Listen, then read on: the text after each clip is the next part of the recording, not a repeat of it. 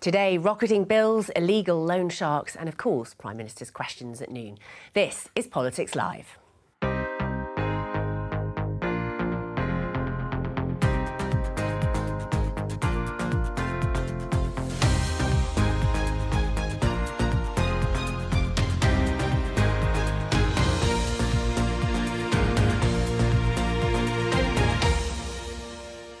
Joining me today, Conservative MP Bob Seely, Labour MP Stella Creasy, Kate Ferguson from The Sun on Sunday, and Jack McKenna, who's a former advisor to Angela Rayner.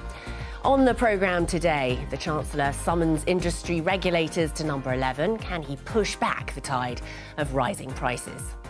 They are in no state at the moment to achieve those ends, and it is just not true to say they will. A former Conservative minister, John Gummer, says the UK won't meet its net zero targets. I'm not texting you. I'm not following you. I am outside your house. Is the cost of living crisis pushing people into the hands of illegal loan sharks? When something like this happens to you, you know that it's happened to you because you were there, you felt it, you felt amazed, shocked and rather humiliated.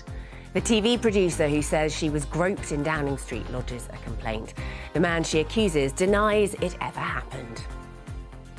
All that and Prime Minister's questions at noon. We'll bring you that live.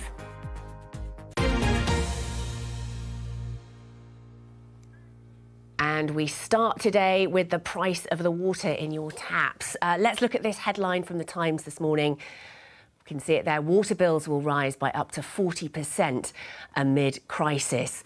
Spills and climate change need cash, say bosses. This is the report in The Times today that prices are due to rise. It's going to be announced next year, The Times says, could result in annual bills increasing from an average of about £450 a year to £680 plus inflation in some parts of the country. So quite eye-watering there, pardon the pun. Bob, is it right that consumers should be picking up the tab for mending the water system, mending the problems with the sewage system? Well, the companies have a responsibility to improve our environment. And last year, or 2 years ago, when we brought in the Environment Bill, we recognised that we needed to clean up our sewage system, we needed to clean up our rivers, beaches and seas. So that is a really important thing that we're doing. But look, there's a great contrast here with what we're trying to do and what the Labour Party is promising. We recognise that we need to improve the environment, but it's really important, especially in the era that we live in with rising bills, that we do so in a way that's affordable. So therefore, discussions about nationalising assets or digging up the entire sewage network, both of which would cost in excess of 100 billion, are unaffordable. What we are trying to do, Elizabeth, is trying to find a balance, being responsible about the environment because people want environmental improvements, but doing it in a way that doesn't cost the earth. What we're doing with these bills, as we're trying to do with the mortgage stuff last week, was to make sure that the big players in the banks and the water firms are giving people a fair deal because people want a government that is on their side. So who should be paying then? Who should be paying? Well, in the immediate term, the increase in bills is because borrowing is costing more. And so the companies are borrowing. The money's got to come from somewhere, Elizabeth. So you either put up taxes. That's completely ridiculous. You either put up taxes or you put up the bill. So what we're doing... No, you don't. Okay, no, Jack, you don't. The water companies are borrowing to pay dividends. They've paid £50 billion in dividends since 1991. And last year they made £3 billion of profits. So they don't need to borrow. Chief executives are getting paid £3 million a year. You're saying, oh, it's unaffordable. That's unaffordable. Jack, they're pumping sewage. You've interrupted. Let me answer. I didn't interrupt, but you were making a completely absurd point. So I said that needs some rebuttal. I'm not making absurd. You were making absurd points about Labour Party's proposals. It is affordable. It is affordable. £2.8 billion profit last year. It's a cost of living crisis. Every single bill is going up. Every single person's pay is going down. OK, let's let Bob come back to that. Our rivers, and they should be the ones that pay. When the companies were nationalised, they invested £500 million a year. In the first period of privatisation, they invested £1 billion. Now, under the latest plans, they're investing £2 billion a year. So they're investing in our system 4 times the amount. But look, if you want to nationalise the utilities, just say so and tell us how much it's going to cost and tell us who is going to pay. Stella. Completely Bob, one of the numbers you've just missed politics. out on there is how much they've also been paying to their shareholders, which is £1.4 billion just last year. And what it looks like is these companies have been borrowing money to pay their shareholders because interest rates have been low. And now we're all going to be left with the bill for it, because there are some companies, because they represent vital services, that we can't allow to go bust. And I live in London. We looks like Thames Water is about to be in that position what's your entirely. plan, Stella? Actually, I want to be much more radical What's your plan? than nationalisation. I don't think nationalisation is the answer. I think mutualisation is the answer. I'd like to see customers represented on the board, so that actually these companies have to start making decisions in the public interest. Because I think we can both agree that deciding to pay your shareholders and failing to invest in your infrastructure so that leaks are at an all-time high is not in the public interest. Sorry, and that's that's what not you true. presided over. Bob, Stella, with the that's not greatest true. will, I sat and I listened very carefully to what you said. I hope you will pay me the same respect. It's very clear here that because these companies are private companies, they've put their shareholders before the British public. We are all going to end up paying the price. But it's a bit like the banks. And we heard the Chancellor saying, oh, I brought all the banks in.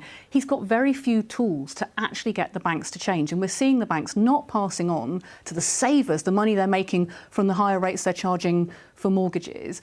I think all of us recognise that our constituents cannot afford these bills. None of us want to see climate change paying the price for it, because we know we've got a climate emergency.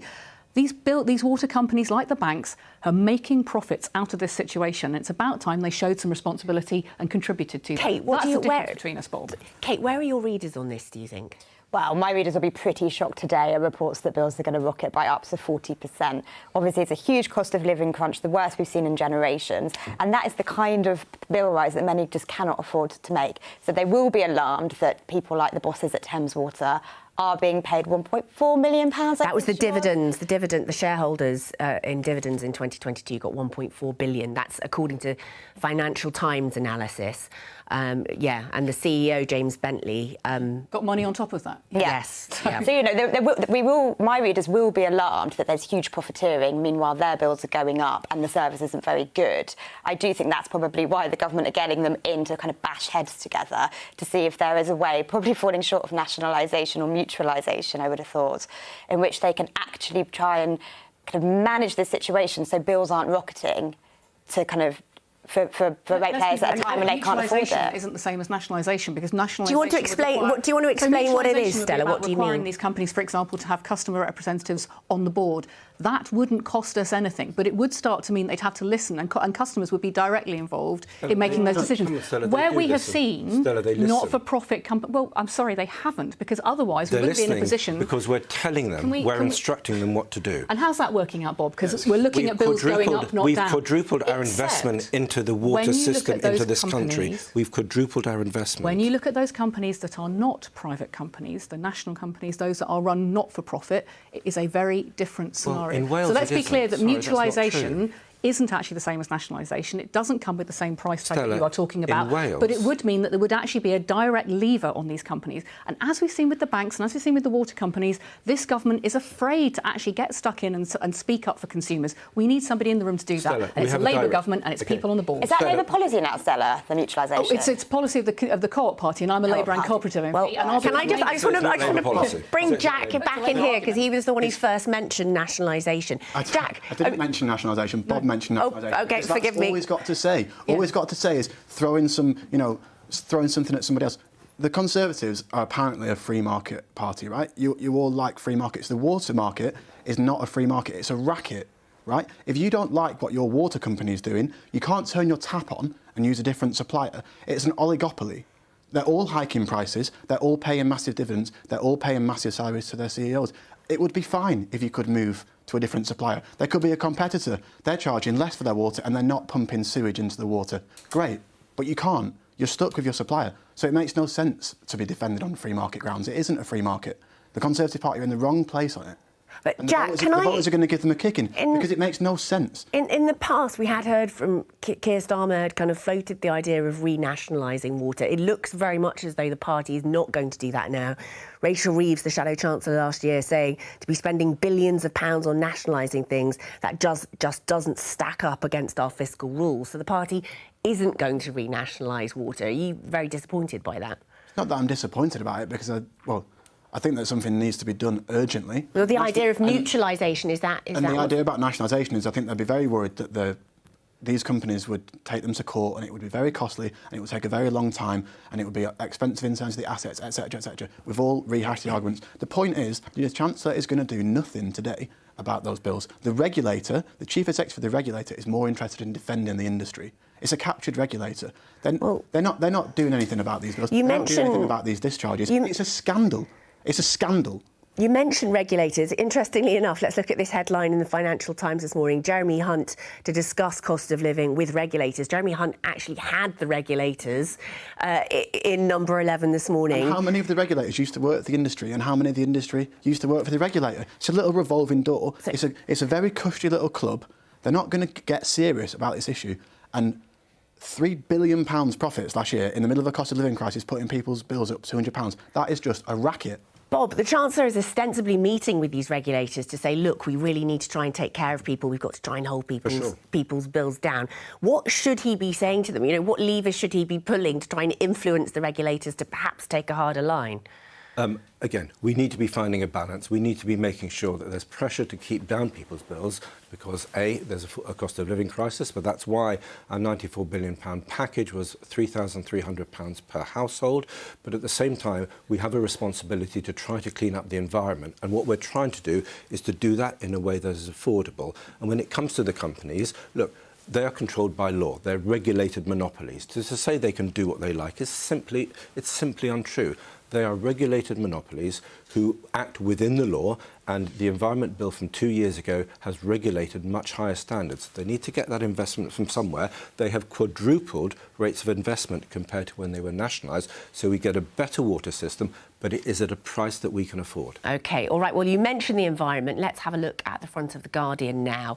UK has made no progress on climate plans, says government's own advisers. This is the news that the Climate Change Committee has said that its confidence in the UK meeting its goals from 2030 onwards are now markedly less than they were a year ago. A key opportunity to push faster pace of progress has been missed. That's according to Lord Devon, formerly known, of course, as John Gummer, the chair of the Climate Change Committee. Let's have a listen to what he said on this.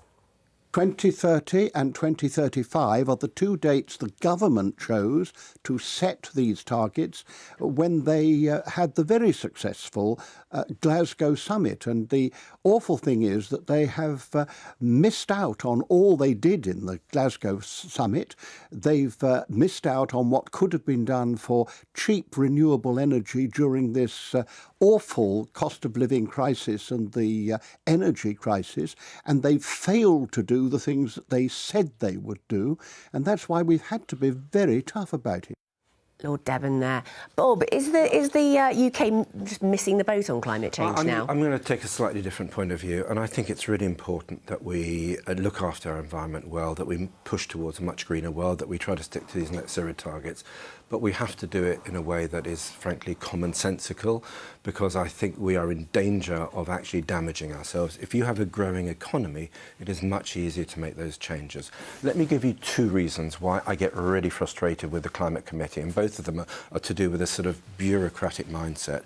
Firstly, we're shutting down, rightly, coal-fired power stations, and we're using gas as a transition. We have the biggest offshore wind market now in the world. We're a world leader in it, OK? So we're really pushing forward with renewables. But we've shut down our coal. If we now get electricity from Holland or Germany, electricity supply, it's technically green because it comes from abroad, despite the fact that Holland has 5 coal-fired power stations, and the Germans, because of the absolute idiocy of shutting down nuclear power, are relying on 34 coal-fired power stations to keep them going. It is daft, bureaucratically and in common sense terms, that we are importing electricity from other countries. One other point. Half our carbon reduction, which is, reducing our carbon is great. Half our reduction is because we export our manufacturers to places like China. Every 3 weeks or so, China is building a new coal-fired power station to build the stuff that we no longer build in this country and then exporting it back to us. Again, that is simply crazy. We need to be insuring this stuff and trying to find ways of making goods here but actually at less environmental damage, because we're technically becoming cleaner ourselves whilst making the globe a dirtier place. And this is just this sort of, some of the politics of climate change are really just, I think, Kate, your readers would say they completely lack common sense. It's just crazy. Yeah, a lot of we it need is to be much smoke and more mirrors. realistic. Yeah. Look, my readers are very straightforward about this. Do they think climate change is happening? Yes. Would they like it tackled? Yes. Yes. They do not want to be hammered with rocketing bills, with arbitrary dates for banning things they own, just to hit targets, which seem very impractical. And not building roads. I'm sorry, if we're going to have battery powered cars in 20 years, why are we not building roads? It's just not. Stella. But it's a false choice that you're making. Let me give you a good example from my local community, where there is a whole street of people who have just raised the money and they're working with Octopus Energy to put solar panels on the entire street. So they're all now going to save money on their bills because they're using solar energy power. Great. One of the frustrations that I have with I'm not against my readers aren't against that. It's not an either-or, Stella. Okay, stop, because I've listened to you, Bob. Crack on. You're putting... Oh, thank you so much. You're positing that it's an either-or. And again, I just hear Conservative MPs time and time again, long on analysis, short on answers. The question for us is, how do you get that investment? How do you fast-track it? So how do you make sure that what's happening in Walthamstow can happen in streets across the country? Because we have one of the highest levels of child poverty in the country in my local community. For those families, the savings they'll make on those energy bills are absolutely critical. And that is what investment makes a difference. So it's not actually about either or. The challenge with these debates, and I think what's so powerful about that report, is it's saying the government set its own targets, it's going to miss them, and as a result we're all going to end up paying more. So we're going to pay more in the environmental terms and in economic terms too. I've just spent this morning with the steel industry, who are going out of their mind looking for some leadership from this government about clean steel and about the environmental transition we need so that we can keep building things, but we're not building carbon into the economy. There is no leadership on that bill, and it's a bit like the leadership on the water companies, on the energy companies. You can say you want a common sense approach, but you can't actually set out what that is. And in the meantime, people's bills are going up, the carbon is going up, and everybody's saying, well, hang on a minute, you said you were going to do this, and you can't give any answers. But Stella, is that not Labour's argument in terms of delaying? You know, you've now said you're going to delay the £28 billion green investment plan when you get into power. Is that not a pragmatic decision? No, it's a decision based on the fact of whether you can spend at that level straight off from government. So, you know, I hope we will get a Labour government when the next election is. Your ability to invest, I mean, like I say, if you're going to put solar panels on people's houses, it does take a bit of organisation. You can't do it straight away. To make that commitment and say, actually, investing in these energy saving measures will help us with the environment and with the economy is the smart thing to do. But it's not happening. I mean, if anything, you're going backwards. It is. I'm sorry. Your own independent report says you're going backwards. You can have an argument about the timing of the target, but the detail in that report is really, really damning about the government's failure to focus on it. A bit like inflation, a bit like waiting lists. Everything is falling apart, but you want to talk about the boats. 3 months ago, we had, for the first time, we are now producing less carbon emissions than we were in 1850. For the first time now, you have renewables, especially when it's windy, especially in summer, producing more than 50% of our electricity needs. So why aren't you going to meet your target, then? Do not pretend. Why aren't you going to meet your target then? Because if you can do this, why aren't you going to meet your target? I think net zero was an arbitrary target, and I think we have to look at whether we can achieve those targets. Based on science. But to say no progress has been made, no progress has been made is simply not true. We're living through hotter and hotter summers, colder and colder winters. People are paying the price of it, and you're saying paying the price because electricity bills, so much of paying for renewables is in the green surcharges on electricity bills. Jack, do you think this has somewhat fallen down the agenda for a lot of normal people, given the cost of living crisis? I mean, do you hear people talking about this as much? I think that's missed the point. Let me tell you, outside London, I live in Manchester. If I was to get the train in order to be here on time for this interview, it would have cost £369.40 return to get from the second city to the capital. I live in Birmingham, Jack. I would dispute the fact that Manchester's the second city, but there you go. That's for another time. There's a flight leaving London Gatwick in about 45 minutes to New York, £365. So it's cheaper to fly across the Atlantic than it is to get from Manchester to London for work. So to say this is not about the cost of living, it completely is. If you're trying to get across the north, you cannot get there on the train. TransPennine cancels, pretty much more than it runs. You have to have a car. You get to Manchester Piccadilly, the main transit, site in Manchester. There's taxis, there's car parks, there's no bikes. Massive story in the north. There's no schemes like in London for bikes. Bob's government and You've got a Labour mayor sorted. You've got a Labour mayor. Take responsibility. That is. Come on, you've got a Labour mayor. Take responsibility. Please let me finish. Please let me finish. The active travel budget that you and your government cut in Manchester, in my city, is £1 per person per year. How many bikes does that buy you, Bob? Not very many, about 0.03. You have a Labour mayor. Take responsibility. Get him to take responsibility for the swinging austerity over the last 30... No, Bob, we're talking about interest rates, talking about the cost of living. The last 13 years would have been a perfect time to invest in green transport. That would have helped us with our emissions, helped us with net zero, and helped people with affordable travel. But the government hasn't done any of that. It hasn't used any of the levers at its disposal. It's just washed its hands. We've been investing hundreds of millions in cycle routes, and we see them all over the country. You've cut the budgets in half. You've cut the budgets in half at the spending review 3 months ago. That's just absurd. 3 months ago. What about bus regulation? Kate, 1,000 buses. Buses is a great hang example. on, Boris, hang on. Go ahead. Okay, Kate, is this something that your readers are passionate about? My readers are worried that they're being clobbered with higher prices as a cost for net zero policies. So look, it's all very well and good setting targets, and when you set them, I'm sure you feel pretty good about it when you have a conference. The point is, are they achievable? How are you going to achieve it? Who's going to bear the burden for them? If you're going to scrap all kind of hybrid cars by, I think it's 2035, is it? You know, who's going to pay the price for those electric cars that cost a lot more money? You talked about the fact that lots of people are still reliant on cars. I don't have the percentage on the tip of my tongue, but you leave big city centres and everyone's reliant on their car to get around. That's life. You've got to be realistic about it. And this is not going to be the top priority when people are struggling with their bills, with their mortgages, with inflation.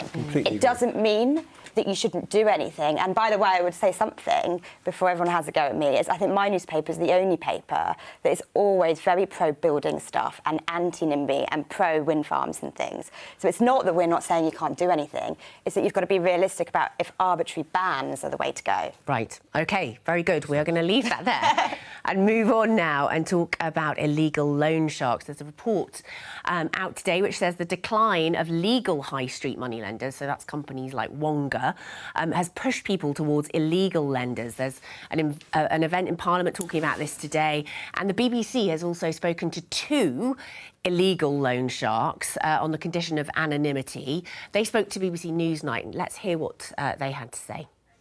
Replace your vehicle, replace your windows, your door, broken nose, smashed up eye sockets. They're going to wish they paid me. They get a chance to explain themselves. Usually it's once or twice, and that's it. I'm not texting you. I'm not following you. I am outside your house. And you don't want me outside your house. Once you punch someone or bully them, the threat's no good. It's better to have that fear, that intimidation or that coercion. Maybe someone will go and knock on your neighbour's door, and their conversation would go like, oh, is he okay? Because he's borrowed some money off of me and all of a sudden I can't get in touch with him. OK, that was 2 illegal moneylenders there speaking to BBC Newsnight. Pretty disturbing it is. Let's speak now. I think joining us down the line, we have the CEO of the non-profit that wrote that report, Sasha Romanovich. So, Sasha, is there a direct link then, in your view, between the sort of collapse, the demise of the payday loan lenders, the legal ones, and the kind of an uptick in illegal loan sharks? I think how I'd put it is we've got a bit of a perfect storm in that we've got the cost of living crisis, which is increasing people's need to access small amounts of affordable credit to smooth things over, alongside a much needed clamp down on egregious behaviours by lenders. But actually what that's done is it made it unprofitable for a lot of lenders to be in the marketplace, and so they've withdrawn. So we've now got a really big gap. We estimate it's about a £3 billion gap in provision. And whilst we've got credit unions and community finance providers who are doing a great job, people don't know enough about them. And unfortunately, illegal money lenders are trying to step in to swoop up the market. And why have those legal money lenders, the Wongas of this world, withdrawn from the market? Well, a lot of them were regulated out for very good reasons. There's now regulation which puts in an interest rate cap. So if you borrow £100, you can't pay more than £100 in interest on that loan. That organisations have to do quite a lot of checks to make sure that you can afford to take a loan and that that's appropriate for you. And also a mechanism whereby, if you're found to have been lent to unfairly, then you can go back through the Ombudsman to get your money back.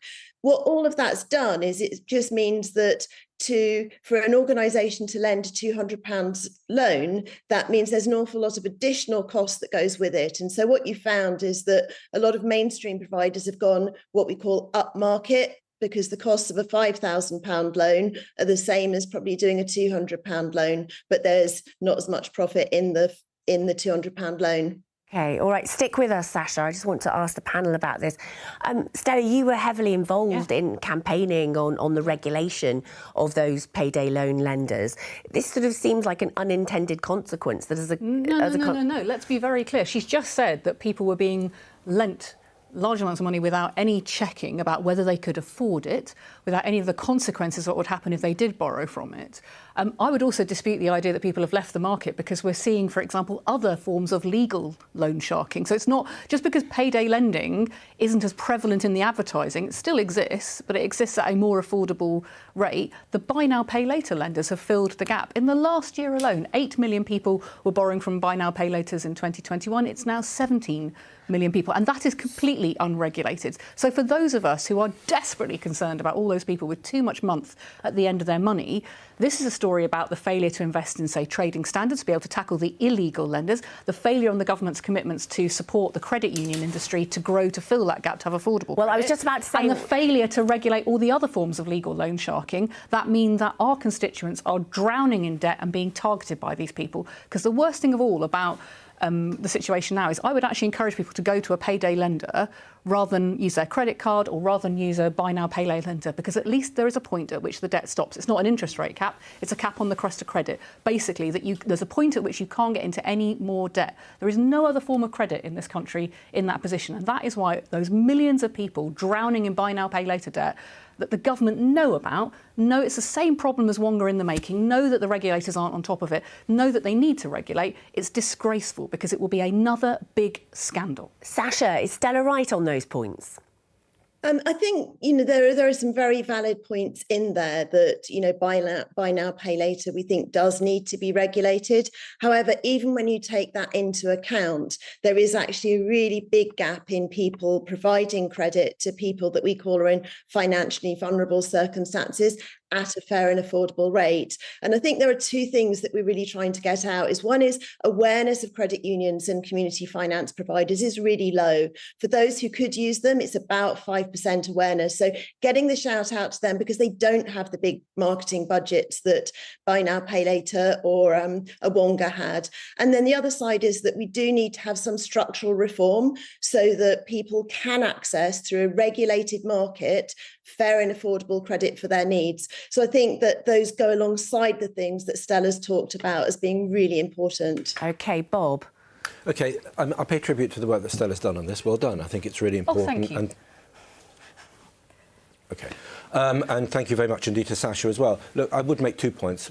We have regulated this market and we've tried to answer the concerns that people have had. And so what we've had is we've had a growth in a legal regulated market, but unfortunately that's pushed some people into these sort of thuggish and vile lenders, which is obviously what we don't want to see. So clearly there is a role for doing much more with the credit unions, and I'm very happy to support that and work with government on that and see if we can make that happen.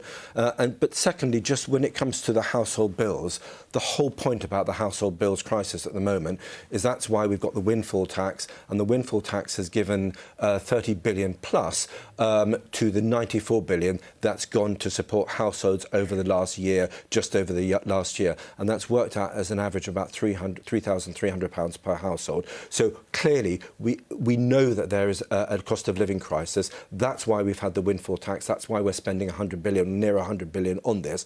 But if there's more that needs to be done for the credit to highlight the work of credit unions, etc., then we should be doing that. OK, Jack, do you want to come in here? Yeah, I just think this whole debate shows sort of how out of touch Westminster is with the rest of the country, talking about regulation, talking about little changes around. The bottom line is people are skint because their pay doesn't pay enough to pay the rent, pay the bills, pay the childcare, pay whatever it is. And so we can talk about fiddling around the edges, but ultimately, we're not talking about people who are out of work here, are we? Not necessarily, Not necessarily, that's my point. The labour market is quite tight. We're not looking at huge numbers of unemployed people. What we're talking about here is in-work poverty. We're talking about people that are working for their poverty in one of the richest economies in the world. That's the big issue here. It's not about making tweaks around the edges. Sorry, Jack, I'm going to have to pick you up on that. The regulation makes a massive difference. What we saw with Wonga was millions of people stuck in an unaffordable debt trap because of the failure to regulate. The failure to regulate the buy now, pay laters. It's been going on for years now. For years, I've been pleading personally with the Treasury ministers to learn the lessons of Wonga. It's not small beer when you've got people who their wages don't meet their needs, and these companies are directly profiteering off that and encouraging people to get into further debt, because it's not about repaying the loan, it's about repaying some of it and being stuck in a trap with these people. This is not a small beer fiddling issue. It's the failure of the government to deal with that. It's such a big issue because you could see the problem coming. You could argue with Wonga they didn't realise how big it was going to be. We can see how big buy now, pay latering is going to be. And I asked them again this week what they're doing. They've been sitting on the regulation proposals for months, if not years now, and failing to act. And you have to ask yourself why that is, because they've had lots of cosy meetings with the industry and they're not listening to the consumers who are drowning in this debt. And let me just come back. Stella, I'm not dismissing the commendable work that you've done on this issue, nor the importance of regulation. What I'm saying is, if we actually want to tackle the root causes that drives people towards I agree, but a rip-off is a rip-off is a rip-off, and this credit is a form of a rip-off. Of course it is. I think we're on the same side on this issue. I'm just saying, from Bob's perspective, the government has been in power for 13 years, in which we've seen real pay flatline and bills going through the roof. We haven't built social housing. There's people in the private rented sector. We've not given people a pay rise through a massive cost of living crisis and a pandemic. Of course, there's going to be people that are skint at the end of the month, and I think we also need to talk about tackling in-work poverty as well as regulating the people that find them vulnerable and lend to them. Kate. Well, I mean, I think this seems like a very alarming report. Two thuggish loan sharks there talking about how they're exploiting people's poverty. I mean, I don't think there's that much disagreement here. This is something that should be regulated. Clearly, there's a problem in the market where people at the lower level who in times of dire straits need a bit of money, are struggling to find a kosher, good lender who will not exploit their vulnerability. And clearly more needs to be done, either working with banks or co-ops or whatever, in terms of making sure you get that kind of small lending market working so that these people do have that help. OK. Sasha, you still with us? Yeah, you have a meeting today on this, don't you? What are you hoping to achieve? I think the key things that we're wanting to do is, one is get really cross-party consensus that getting a functioning market that works in the future, that serves people who the market may not think are profitable to serve, is really important. And there are some great international examples of countries that have mechanisms to do that. So, for example, the US makes banks put investment into this area so people can get what they need. The second thing is really sort of thinking about what lenders can do right now to help people. So, for example, we're funding credit unions and community finance providers to build benefits calculators into their check, because actually sometimes people don't need to borrow. There are £15 billion worth of unclaimed benefits. And I think the third thing is just keep raising awareness of credit unions and community finance providers. We, with support from the Dormant Asset Scheme, have been able to put a lot of money into helping them grow. One of the biggest opportunities is actually people turning to them rather than to legal money lenders. OK, thank you, Sasha. Very quickly, Bob, if you will. You Sasha, to come in. is there more powers that you give to the credit unions, or do you think they have enough power at the moment? Is she still there? I don't know if she's... She is. I think she's still there. She can hear us. Sasha, you're still there. Sasha, are you there? I think there's some really good stuff coming through in the Financial Services and Markets Bill, which is actually giving credit unions the ability to offer more products, which then just lets them get to be more sustainable as a business. So I think that there is that in train. And I think the more we can talk about it, and also anyone sitting there thinking, I'm going to help a credit union, I'm going to save with them. Actually, the most helpful thing you can probably do right now is borrow from them, because that enables them to spread their risk and to work with customers who maybe are seen as a bit more risky on the spectrum. Some of the answers that we're going to see are going to come in this bill that we're bringing in, the Financial Services Market Bill, yes? Yeah. Okay. Yeah, okay, there you go. I think Bob got the answer he wanted there. Sasha Romanovic, thank you very much for joining us. We really appreciate it. Thank you. Thanks. We're going to move on now. Prime Minister's questions in about 10 minutes' time. So before that, we are going to carry on. We can see the House. There you go, there. Filling up. Well, it doesn't look so full there, does it? But it is filling up. You can see on the wide shot. But before that, so we've got a little bit of time to talk about a few other stories. We're going to turn now to something we did discuss briefly yesterday. It's an accusation of inappropriate behaviour, of groping, by the Conservative candidate for London Mayor, Daniel Korski. This accusation was made by the novelist and TV producer Daisy Goodwin. She's accused Mr. Gorski of groping her inappropriately in 2013 during a meeting at Downing Street. Let's hear a clip of her speaking this morning on the Today programme.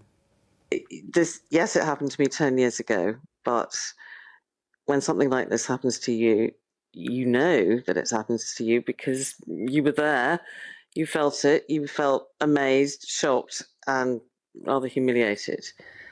Daisy Goodwin there, and we can hear now from Dan Korski when he was speaking on Talk TV last night. He categorically denies those accusations. I didn't do what's been alleged. I absolutely didn't do that. 10 years ago when it happened, nothing was said to me. 7 years ago when this first came out, nobody alleged anything to me. I just didn't do what's being alleged. OK, that was Mr. Gorski there. I should say he has said in a statement that he would welcome an investigation should there be one. What should there be an investigation, Bob? Elizabeth, sorry, I don't know the case. I hope he hasn't done this. If he has, he's got to fess up and explain what happened. I have actually met Daisy, so I've got a lot of respect for Daisy Goodwin. I'm sure she's would have no reason for not saying the truth. So, but look, I'm not. On that basis, there should be an investigation then? Look, if there needs to be one, there needs to be one. I'm not really comfortable talking about individual... Does there need to be one? I'm not going to talk about individual cases because I wasn't there and I don't know, OK? What I'm saying is that both sides, everyone in politics should try to adhere to high standards.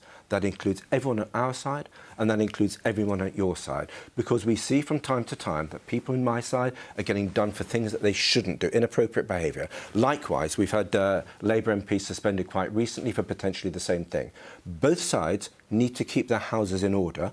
The one thing I would say that I don't think it's very sensible when we just throw mud at each other to try to make political gain out of this. So we should demand high standards from us and Labour should demand high standards from their side as well. Stella? I'm not sure that means that you think an investigation should take place, Bob, because ultimately in all of this, I agree with you. As somebody who has... I mean, my gut feeling is probably, but right. Look, so I don't the question know. is, why hasn't it? Because this allegation has come forward. Ms Goodwin, I've not met Ms Goodwin, I've not met Dan Korski, but she's named the person that she's made the allegation towards. The right thing now to do would be to have an investigation. One of the things that many of us have done is to challenge our own political parties to have in place an independent process where people can feel they can come forward, because it is really difficult to come forward about somebody in a position of power. And when Mr Korski says, well, you know, this was 10 years ago, he's not recognising that to come forward and say somebody who was in Downing Street did this to you in Downing Street, of all places. That's really... OK, I think it's really interesting you say that. So if we're talking about historic stuff, did you read the Financial Times piece about Peter Mandelson when he was allegedly staying with Jeffrey Epstein when Epstein was in prison for soliciting prostitution from a minor? I'm sorry, Nobody's accusing Mandelson of doing anything illegal. Right. There was a very big piece in the Financial Times about this. Bob, and said, do you think that is appropriate or inappropriate? Bob, you've just sat there and said, let's not politicise, let's not throw mud. I'm saying all political parties need in place a process when a disclosure is made, a disclosure has been made, made. A complaint has come forward. It needs to be investigated because it's the only way. Did you people read the have piece? Let's not start speculating on another story which we don't have information on. Mr. Mandelson isn't here to defend himself. That it's investigated. I think Okay. All right, we're going to move on from this. Just to reiterate, Mr. Kurski, who is in the running to become Conservative candidate for mayor, has denied Ms. Goodwin's allegations and has said he would welcome an investigation. It's not for any of us to and he would prosecute or cooperate fully. speculate. The point is to have an investigation to find out what happened. There's one point that's been missed there, though. That when I've been on the phone. Let's move on. We're gonna. No, the Conservative Party said it wasn't a matter for them yesterday. I'm pleased that they've now said that. I think it is after. Well, an official complaint has been made to the Cabinet Office now, but we are going to leave that there and we're going to move on. Actually, Jack, you might be able to tell us a bit more about this. There's a story in the Telegraph last night saying that Keir Starmer, we can expect a reshuffle of his top cabinet. You, of course, used to work for Angela Rayner. She's been in the spotlight quite a lot, and her and the leader don't always appear to see eye to eye. Do you expect her role to change if there is a reshuffle? I'm not sure what you're referring to about reshuffles in Keir and Angela. I think it's quite a clever tool to brief out a reshuffle. It happens every few months and it does keep people working hard. It does keep people focused on their task in hand. So there is one point about briefing newspapers about reshuffles. I think one of the interesting points. Have you briefed newspapers about reshuffle? I haven't. You sounded like a person who spoke from experience there, Jack. It's interesting for a leader to suggest that there might be a reshuffle because it focuses the minds, let's say. Well, we don't know where that line has come from. We don't, but it probably would focus the minds of the shadow ministers. I think that the interesting point is that because there's been so many shufflings of the deck chairs of the Titanic in Sunak's cabinet, the Labour Party shadow cabinet doesn't match up. You think it looks too stable? No, there's government departments that aren't directly shadowed, and there's likewise Labour shadow ministers, and we don't know how that's going to look in government. So I think at some point between now and the next election, there probably will be. Keir Starmer will set out how that's going to work. Starmer briefing against each other is untrue, is it? I can't speak. I read it all the time in the papers. They brief against each other. Is it true or not? Not as far as I'm aware, but you'd probably have to ask. I tell you what, Stella, you tell us. What's the relationship like? I really don't think you have a leg to stand on about people in your political party briefing newspapers. I do think Jack is right. I think most of us expect, just simply because there are new government departments, so it doesn't quite match up who's shadowing what, not least because we've all been asking, well, who's covering which element. So I think it is inevitable there will be. But on that particular point of the leader and the deputy leader not getting on, what is their relationship like? Oh, come on. This is the psychodramas that people want to put up. I sit in a meeting every week. I'm a mere backbencher, and I sit in a backbench meeting every week, and I see the good humour between Angela and Keir. All right, so I just see it firsthand. I see they get on. I see they argue about things. That's healthy, but I think that they get on with each other, and I see it firsthand. If I didn't see that, I'd be worried, because as I see from the Conservative Party, which is all over the shop, and you see people squaring up to each other. I've seen you all squaring up. Arguing about who's going to go in the House of Lords. Come on. The Prime Minister has a plan. You don't. Okay. You give up policy. You've had more. Bob, you've basically become a Twitter troll today. More listen to the people. All right. Okay. Bob, there's loads of by-elections because you're all trying to get a job in the House of Lords. Come on. Okay. Literally, Nadine Dorries, is she going to resign or not? Before we get on to whether you think Angela and Keir get on with each other, all I can speak to is my own experience of watching them and the camaraderie between them in those meetings, and I have to sit there every week. So. That's your first-hand experience. Just very quickly, because we've got a couple of minutes, we think, before we go into PMQs. Let's take a look at this headline in the Telegraph. There it is. It is, we need credible force to be a deterrent, says head of British Army. This article raising concerns raised by the Joint Chief, well, we don't call it that in this country, do we, Bob? You're a military man. The Chief of the General Staff. Chief of the Defence Staff. Chief of the Defence Staff. Sorry, General Staff. Concerns that the British Army now is below 200,000 at its lowest level. That's the Armed Forces as a whole. The Armed Forces as a whole, and raising very big concerns about it in light of a world where we have Ukraine, Russia, China. What's your view on that? I think we are too small. I do worry about it. It's not so much whether you spend to 2% or 2.5 or 3%, but it's how you spend. it's the quality of your spend, but also you need certain capabilities. And we still need to be able to potentially field a division, and we still need redundancy in the system, because as we've seen from major conventional wars, you can lose kit very quickly. And we have no redundancy in the system in terms of personnel, and clearly we wouldn't want to lose anybody in a war. But in war, soldiers and armed forces people die. There's no redundancy in the system with kit, and there isn't enough of a reserve. So I do worry. We live in increasingly dangerous times, and we need to be ready to play our part, especially because we are one of the cornerstone nations in NATO.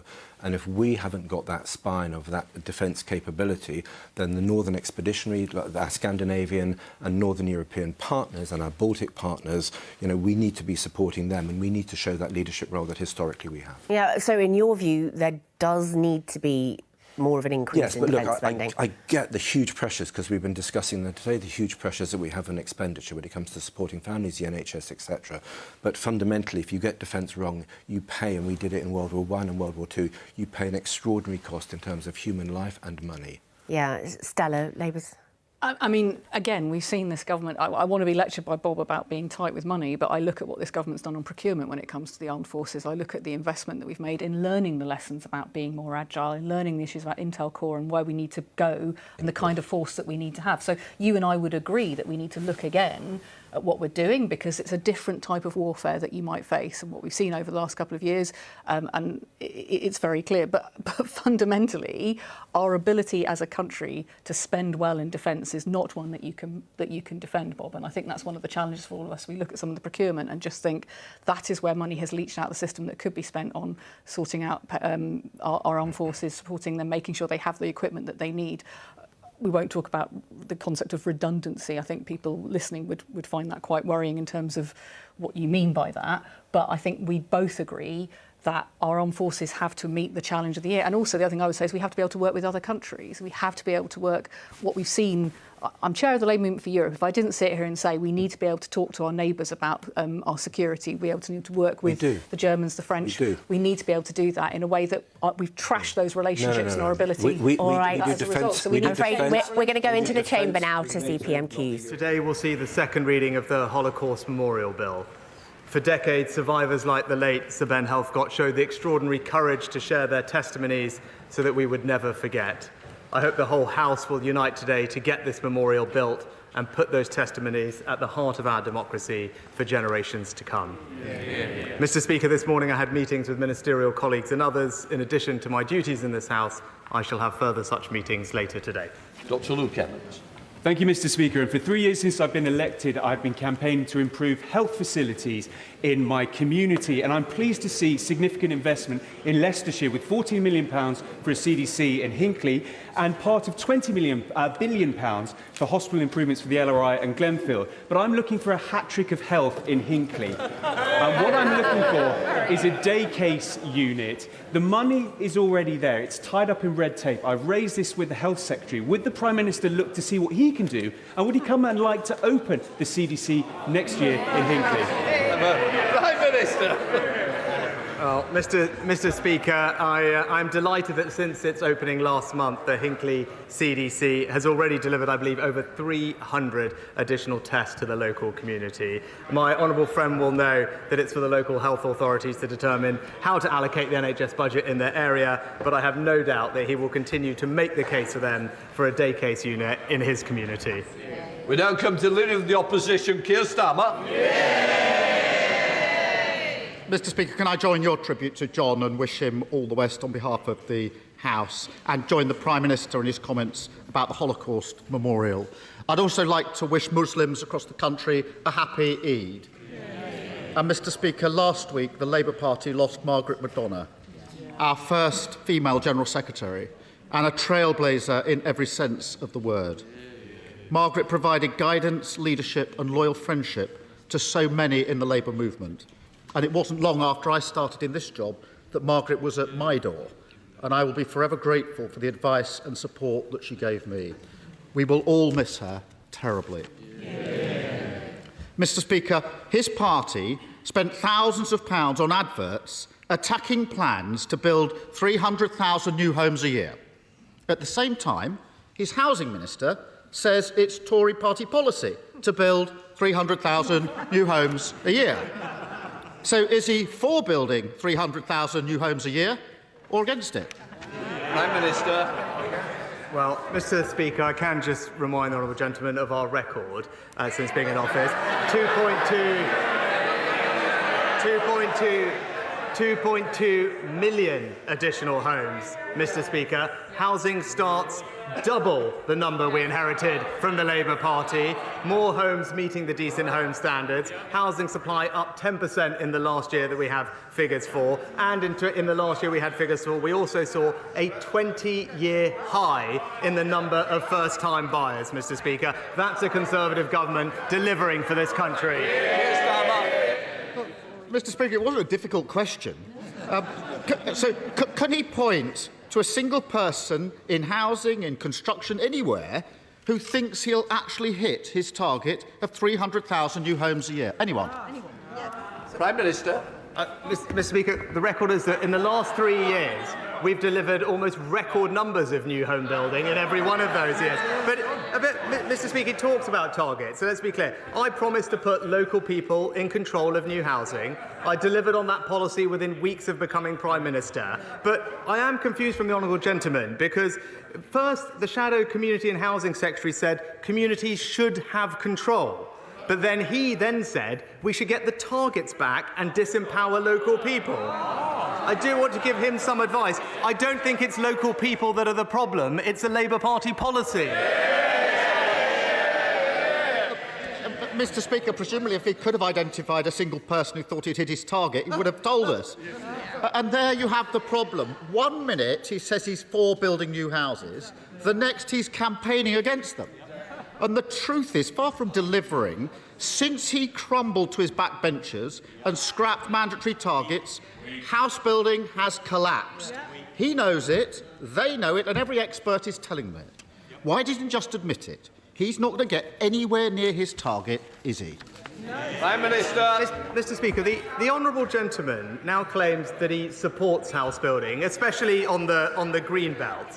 But unfortunately for him, it's good that he agrees that he does believe that now. But unfortunately for him, the Shadow Deputy Prime Minister, the Shadow Minister for Women, the Shadow Health, Justice, Defence, Business, Northern Ireland and Scotland ministers are all united against more house building in their areas, Mr. Speaker. I have to say to them, though, Mr. Speaker, I would say to them, though, they don't have to worry too much because he's never actually kept a promise he's made. Mr. Speaker, you can tell from his answer, non-answer, and his body language, he's actually given up. He's given up. And his failure isn't just shattering the dream of those who desperately want to own their own home, it's also hitting those who already have a mortgage. Because of their economic chaos, mortgage holders will be £2,900 a year poorer. How can they ever look the British people in the eye again and claim to be the party of home ownership? Prime Minister. Mr. Speaker, I don't think he's noticed that his Shadow Housing Secretary doesn't actually agree with his new policy of concreting over the green belt, Mr. Speaker. She's been campaigning against developments in her own constituency. She said she wanted to prevent urban sprawl and provide green space for local people. I think that's quite sensible, but it's classic Labour, Mr. Speaker, saying one thing here, doing another thing elsewhere. You simply can't trust a word they say. At least he isn't claiming they are the party of home ownership anymore, because we are. Mr. Speaker, he's given up. Mr. Speaker, the Prime Minister says he's 100% on it. But his definition of 100% on it is to gently ask the banks to do the right thing.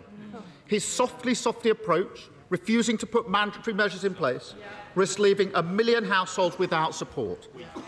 How many will have to lose their homes before he'll stand up for the people his party have pushed into economic misery? Mr. Speaker, in fact, the vast majority of the mortgage market is now covered by the new mortgage charter that the Chancellor's brought in. That is delivering practical help to mortgage holders, allowing them to extend their terms, switch to interest-only mortgage, and actually saving them hundreds of pounds a month. So instead of scaring them, actually, there is now practical support in place. But it's right that he raised home ownership, Mr. Speaker. That's why we, on this side of the House, introduced a 95% mortgage guarantee scheme. It's why we introduced the First Homes and shared ownership schemes to get people onto the housing ladder. And crucially, Mr. Speaker, it's why we cut stamp duty. So now what we've seen is the highest number of first-time buyers in 20 years, Mr. Speaker. That is twice the number that the Labour Party ever managed. Mr. Speaker, it's sort of housing crisis. What crisis with this Prime Minister? He must be the only person in the country who thinks that enough houses have been built in the last 13 years. And whether it's those dreaming of getting the keys to their first home or those already with mortgages, the ambitions of families across the country have been crushed by his failing Tory government. House building at its lowest rate since the war because he can't stand up to his own party. A Tory mortgage bombshell because they crashed the economy. Millions left without support because he won't make lenders put families first. Rather than lecturing the rest of the country and holding their nerve, why doesn't he try and locate his?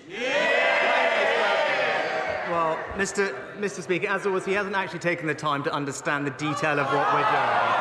So, again, I'm happy to explain it again, Mr. Speaker, because it's right that we provide support for mortgage owners, which is why we improve the generosity of the support for mortgage interest scheme. It's why we've introduced a new mortgage charter, which, by the way, goes much more farther than the Labour Party policy on protecting mortgage holders does. On house building, we're proud to protect the Green Belt and invest millions more in developing brownfield sites. But, Mr. Speaker, the simple truth is, that's what I said I would do, and that's what we've delivered, and that is the difference between us. I deliver what I promise, he just breaks his. Thank you, Mr. Speaker.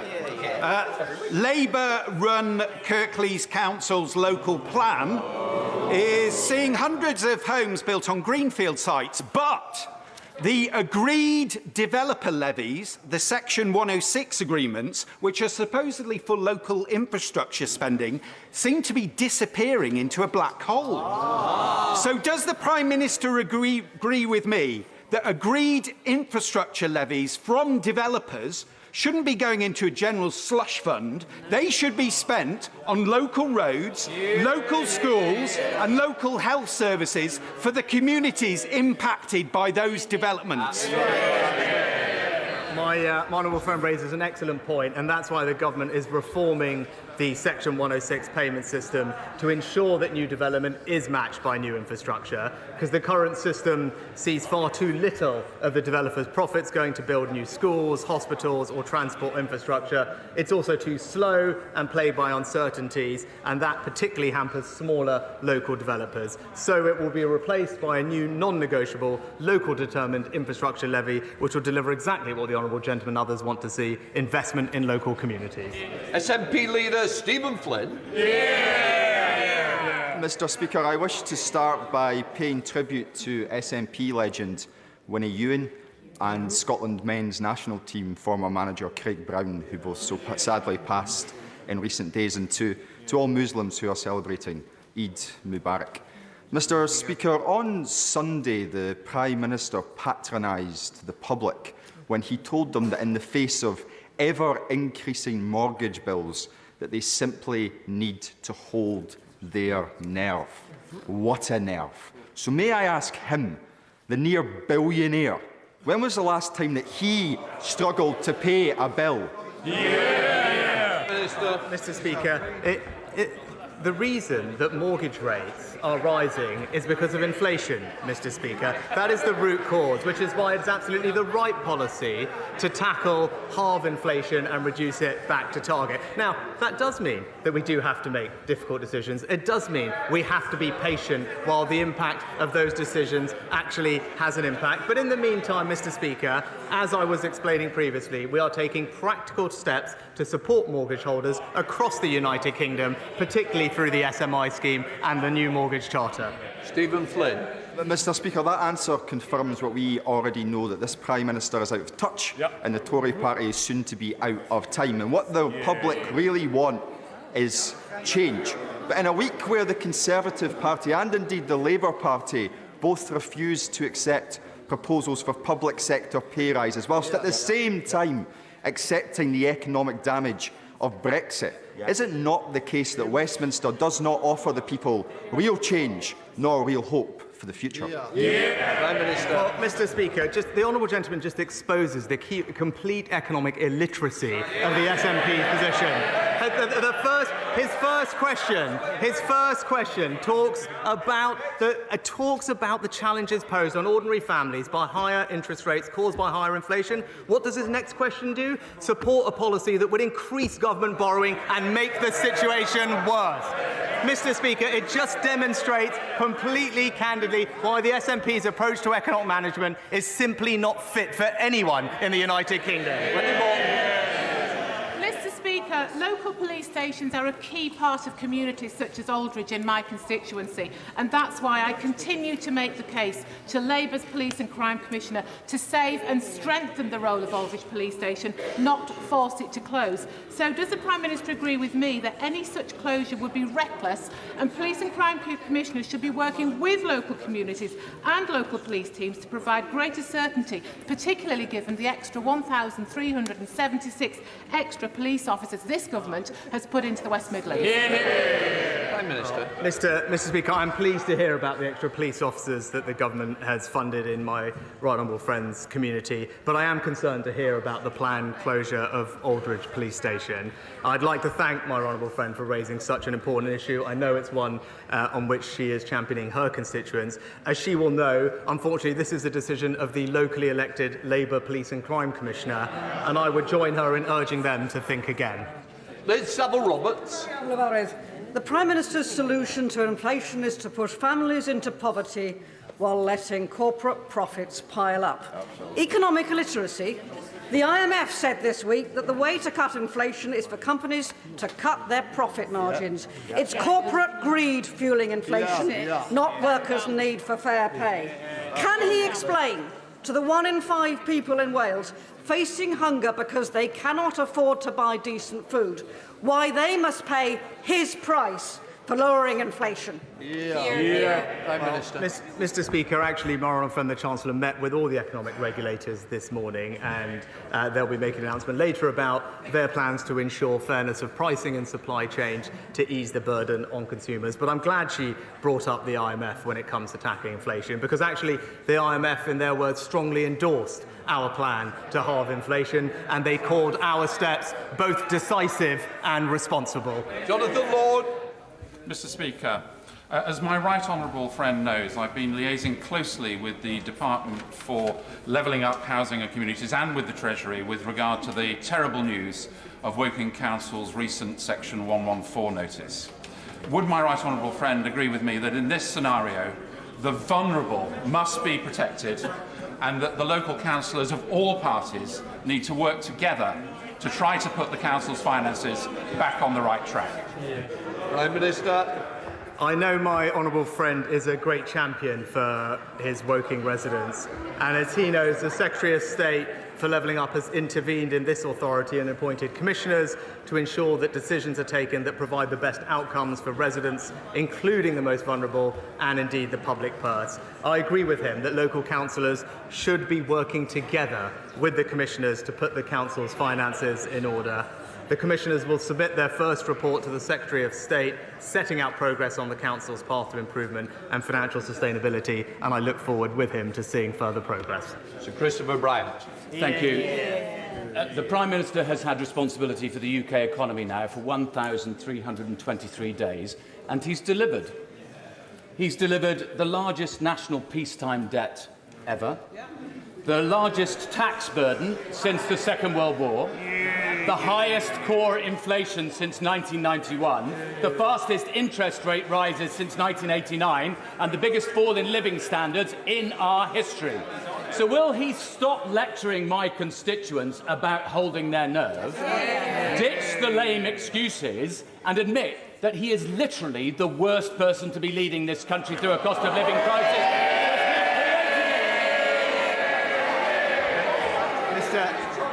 Mr. Speaker, Mr. Speaker, again, what do we hear from the party opposite? Only ideas that would make the situation far worse, Mr. Speaker. It's as simple as that. The honourable gentleman has sat there and supported plans to borrow tens of billions of pounds more. That would make inflation worse. The honourable gentleman has sat there and said that we should not stand up to unaffordable union pay demands. That would make the situation worse. And the honourable gentleman has sat there and supported plans to not exploit our domestic sources of energy, Mr. Speaker, imperiling our energy security. Those are all things that would make not just the situation worse for British families today, but for years into the future, and that's why this Conservative government will keep doing the right thing to support them. Thank you, Mr. Speaker. My constituents rely on many nearby hospitals. Milton Keynes, where this government has committed to a new women and children's hospital. Stoke Mandeville, who has just completed the build of a new children's A&E. But also Wickham, where infrastructure and maintenance issues in the ageing tower is preventing around 2,000 operations a year from going ahead. My local trust has a plan for a £200 million new clinical centre at Wickham Hospital. Will my right honourable friend, the Prime Minister, work with myself and Buckinghamshire colleagues to make that a reality? Prime Minister. Well, I thank my honourable friend for his question. Whilst he knows that we are no longer inviting further schemes to join the new hospital programme, I can tell him that in the future new schemes will be considered through the rolling programme of capital investment in hospital infrastructure.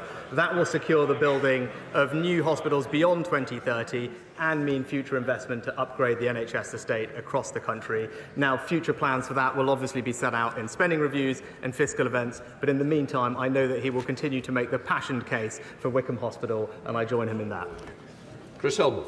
Thank you, Mr. Speaker. Hundreds of steel workers are outside Parliament today, and some are in the gallery, calling on the Prime Minister to act now to back our vital steel industry before it is too late. So will he confirm today that he will match the ambition of the Labour Party and our international competitors to deliver competitive energy prices, invest in green steel production, use UK steel in our procurement systems, and protect us from dirty steel imports by introducing climate measures? And when will he get on with protecting and supporting the industry?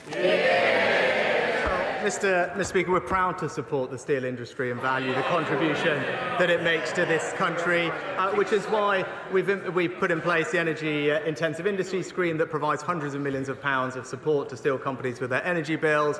We've also introduced the Industrial Energy Transformation Fund so that companies can apply for capital grants to help them with the transition. We are taking forward plans in the Treasury for carbon border adjustment mechanisms to ensure a level playing field, and it's why, Mr. Speaker, during the pandemic, that I stepped in to support financially a steel company in Wales. Sir James Duddridge. Thank you, Mr. Speaker. Despite 5 years of lobbying, sadly the Commonwealth Parliamentary Association International branch will leave the United Kingdom. Mr. Speaker, you know this is a great concern to the House, although perhaps something a little niche for our constituents. It is important. They need special status. The government haven't granted that by way of a short bill or an amendment to an existing bill. And could the Prime Minister at this late stage, this month, do something about this? Because otherwise they'll be gone, never to come back. Prime Minister. Well, Mr. Speaker, the United Kingdom values the work of the Commonwealth Parliamentary Association. My right honourable friend, the Foreign Secretary, has made clear that he does not want the CPA International to relocate. He's written to them in March to confirm that officials from the SCDO would work with the CPA to find a mutually acceptable solution to the status issue, and I look forward to seeing progress. Alison McLevin. Thank you, Mr. Speaker. Mr. Speaker, your constituents and mine, I think, have been made a promise by the Prime Minister. Inflation at or below 5% by the end of this year. So I want to ask the Prime Minister, what will happen if he fails to meet that promise? Will it be yet more ranting on about the Labour Party, or will it be the general election my constituents crave? No, Mr. Speaker, we are sticking to the course of bringing inflation down, Mr. Speaker. I think what the Labour Party need to understand is that requires making difficult and tough decisions, Mr. Speaker. It requires prioritising. It requires being able to say no when people come asking you to borrow more money. Those are the type of responsible decisions that I will make and the Conservative government will make because they're the right ones for the country. Mr. Speaker, for over 160 years, Southport Pier has been at the centre of our visitor economy, welcoming visitors from far and wide, including Chorley, Mr. Speaker. It stood the tests of time, except for the mismanagement of Labour-controlled Sefton Council, who've closed our pier. Businesses are concerned it will have a huge impact on tourism. Will the Prime Minister condemn these actions and support my campaign and efforts to work with this Conservative government to get our pier open? Mr. Speaker, can I welcome my honourable friend's commitment to the important community assets in his constituency, such as the historic Grade 2 listed Southport Pier. And I am pleased to say that he is working and succeeded in getting the government to provide £2 million as part of the Coastal Community Fund to undertake improvements in the pier. And that's alongside the landmark £35.5 million town deal for Southport, which is the second largest town deal anywhere in the country. Samantha Dixon. Thank you, Mr. Speaker. This is the first opportunity that I've had to put a question to the Prime Minister for the residents of the City of Chester. So, why does the Prime Minister think it's acceptable for sewage to be pumped into the beautiful River Dee that flows through Chester for the next 27 years? Mr. Speaker, of course it's not acceptable, and that's why this government has gone further than any other government in tackling this issue, committing to monitor 100% of storm overflows, an investment programme of £56 billion to upgrade infrastructure, and enshrining in law strict targets, as well as introducing unlimited fines for water companies. But when it came to talking about those policies in this House, the party opposite couldn't even be bothered to turn up and vote for them. Thank you, Mr. Speaker. Later today, Parliament will welcome apprentices from around the UK who were working in the aerospace industry. And I'm very much looking forward to meeting Callum and Brittany, who are both apprentices in my constituency of Wolverhampton North East at Collins Aerospace. Would he join me in celebrating apprenticeships in the aerospace industry and encourage colleagues to attend and meet their apprentices? Well, can I join with my honourable friend in both celebrating everyone doing an apprentice and encourage everyone to go and meet theirs later on today and pay tribute to Callum and Brittany in particular. And she's absolutely right to highlight the importance of the aerospace industry, particularly because of our new defence cooperation agreement with Italy and Japan to build a new generation of fighter aircraft. Thousands of new jobs will be created across the country. Many of those will be through apprentices, and that's an example of this Conservative government providing opportunities for the next generation. Ian Mans. Mr. Speaker, Prime Minister, last year 1.7 million children missed more than 10% of their schooling. 125,000 children were absent more than they were in school, and a further 140,000 children were missing from formal schooling completely. This is both a safeguarding and an educational catastrophe, and it's happening on the Prime Minister's watch. Yesterday, the Schools Minister told the Education Select Committee that primary legislation was required to initiate a national register for children missing from education so we can find out where they are. Will the Prime Minister commit to bringing forward necessary legislation to combat this crisis for our children as a matter of urgency? Prime Minister. Well, Mr. Speaker, I agree with the honourable gentleman that children missing school is a tragedy and it's incredibly damaging for educational outcomes, which is why during the pandemic and afterwards we invested £5 billion to help children catch up with lost learning. It's important that we continue to deliver on those plans, and we will of course make sure that we work with the sector to have more children attending school more often. Thank you, Mr. Speaker. Economic recovery and reconstruction will be vitally important to Ukraine when it comes to rebuilding a free and sovereign nation. So will my right honourable friend help galvanise the expertise of our UK's private sector to help strengthen Ukraine's recovery and their economic prospects after this devastating war? Prime Minister. Well, Mr. Speaker, time and time again, Ukraine has shown its ability to rapidly harness innovation and creativity, and I know that its economic recovery will be no different. And my right honourable friend is absolutely right to highlight that private sector expertise and investment will be critical to that recovery. And I was pleased that over 400 world-leading companies pledged to back Ukraine's reconstruction at the very successful recovery conference that the UK hosted the other week. We're doing our part as well, Mr. Speaker, with a $3 billion World Bank loan guarantee on top of all the other investment that we've put in place. And I think what the conference showed is that there's enormous momentum across the world to support Ukraine's recovery, and that recovery and ambition is being led by the United Kingdom. Janet David. Mr. Speaker, a university student in Le Chemise has seen her rent rise by £200 a month due to the mortgage rate increases.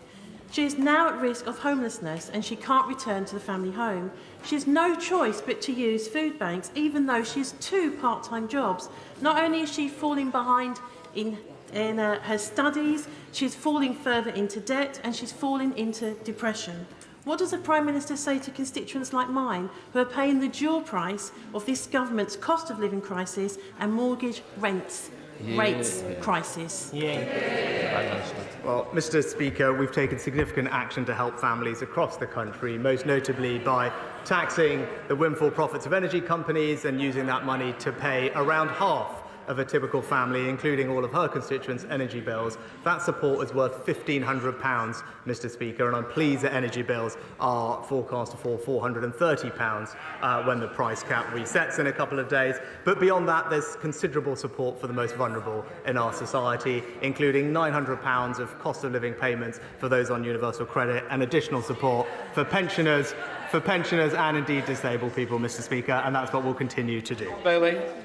Speaker, we are heading into the 5th week of Sandwell Labour's refuse strikes. We've had flying pickets, we've had reports of the GMB blocking ambulance workers getting out of their depot as a result of their picket lines, and the PCC trying to encourage the police not to police it. Can I ask my right honourable friend to ensure that he convenes a meeting urgently so we resolve this, and perhaps he'll join me and say Labour politicians, particularly one in particular, grow a spine and put people before your paymasters.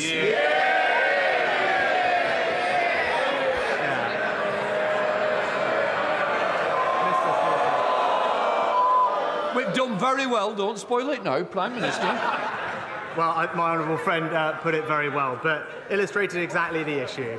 Because, Mr. Speaker, the Labour Party is unable to stand up to its union paymasters and back our plans to introduce minimum service and safety levels in critical industries. That's a type of practical action that supports working families. It's one that the Labour Party isn't strong enough to actually support. Malcolm MacDonald. I'm grateful, Mr. Speaker. After events in Russia at the weekend, it is unclear what the future holds for the Wagner Group.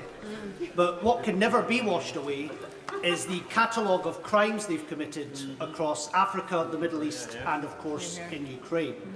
But despite all of that, Mr. Speaker, the government doesn't yet have a permanent Cabinet Office official to coordinate all of the organs of government to pursue the criminals in the Wagner Group. Will he appoint one? And crucially, will he fund collecting evidence of Wagner Group war crimes that have been committed across the world so that these criminals, no matter what happens, can be brought to justice in future? Mr. Speaker, we have consistently condemned the Wagner Group and we carefully monitor their actions in Ukraine and the wider world, as the Honourable gentleman mentions.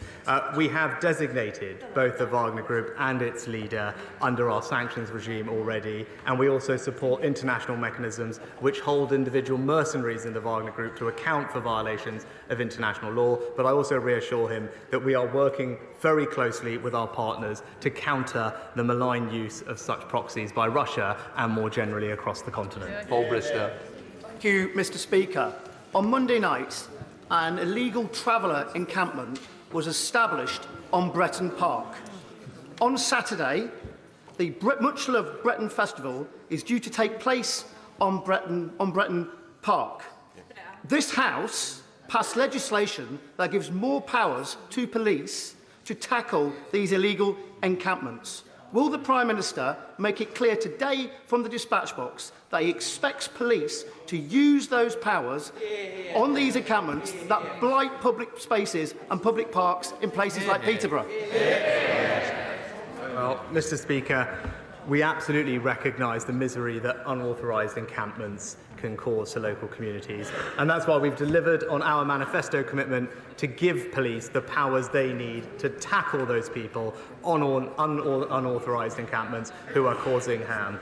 Now, of course, how the police use these powers is an operational matter for chief constables, but we wouldn't have legislated for them if we didn't expect them to use them, Mr. Speaker, and I am told that Home Office officials are liaising regularly with the National Police Chiefs Council on this exact matter.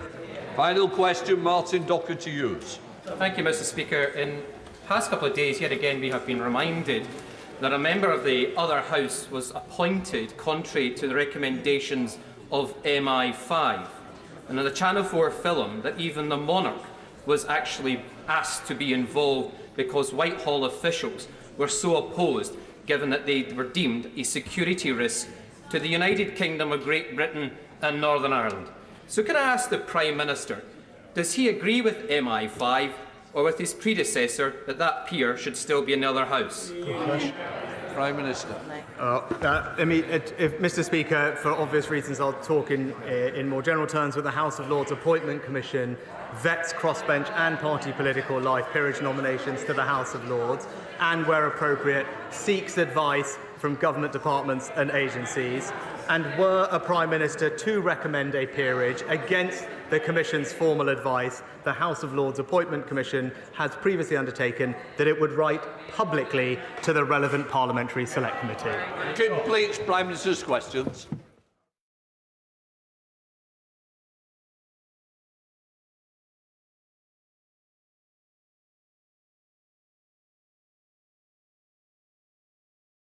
On house building, criticising the government's record and the drop of targets, which it said had led to the lowest rate of house building since World War II. The PM, of course, pushing back, saying, criticising Labour for their plans, in his words, to concrete over the green belt. Nick, what do you think we learnt from those exchanges? It's the second week in a row where Keir Starmer has directly gone for the Conservative record on house building and the economy. And I think both are actually quite difficult for Rishi Sunak. One on house building because there's that fundamental tension in the Conservative Party between the MPs who want to build loads and those who don't want to build much at all. But the thing that makes a lot of Tory MPs really nervous just now is those interest rates going up. It's the idea that traditional Conservative voters are facing a bit of a hit to their pocket. And it felt like in PMQs there that the PM's comments at the weekend to Laura Kuenssberg about holding our nerve didn't go down particularly well. The one thing, though, that I think was difficult for Keir Starmer, he talks about doing more when it comes to helping people with their mortgages and with higher interest payments. His policies, or what Labour want the banks to do, is actually very similar. Doesn't sound too dissimilar. One thing I picked up on with the Keir Starmer said, we are the party of home ownership. That's something they're going to potentially mantle they want to try and take. Yeah, absolutely. Johnny, the government has seemingly caved to its backbenchers on housing targets. It's not a question of caving. I mean, you can dress it up as an argument in the Conservative Party if you want, but the reality is in the country there is this tension between people who want to build houses and people who want to live in a town or a city where there are green belts. So, look, there aren't simplistic answers in this space. You know, as the Prime Minister said, you know, the highest amount of new homeowners in 20 years, right? So he has got a good record on that. But I think, you know, it's accepted across the pitch that each government over many years has not built enough houses. And there is that tension that we have to be realistic about. But at the same time, you know, if we are going to tackle the housing crisis, we do need to build more. And, you know, the Prime Minister accepts that. And he's got a good record when it comes to first-time buyers. Annalise. Well, unfortunately, the Prime Minister's had a catastrophic record, actually. We've now got the lowest rates of house building since the Second World War in our country. And I'm afraid that is a direct result of decisions that Rishi Sunak has made, it seems, under pressure from within his party, because actually when you ask the public whether they want to see homes built in the right places that are genuinely affordable, they're in favour of that. Now, Rishi Sunak decided he was going to scrap targets for housing delivery.